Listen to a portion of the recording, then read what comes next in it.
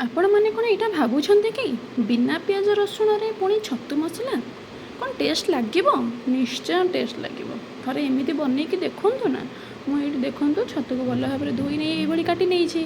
तो ये दुटा टमाटो और लंका बाटियापाई रखिदेली। तो ये कड़े तेल पकईकि छतु को भल भाव में भाजी नेली टे हलदी गुंड पकईकि। तो ये मुझे टमाटो और लंका को रखी से बाटी नेली। आप अदा भी पकई पारे। तो मुझे छतु को भल भाव में भाजी नहीं काढ़ी नेला ये कड़े तेल पकई गोटा मसला पकईकि बाटिक रखी टमाटो को पकईदेली और किसी गुंड मसला भी पकईदेली जमीक हलदी गुंड लुण जीरा गुंड धनिया गुंड और टिके सब्जी मसला आपण मैंने लंका गुंड भी पकई पारे।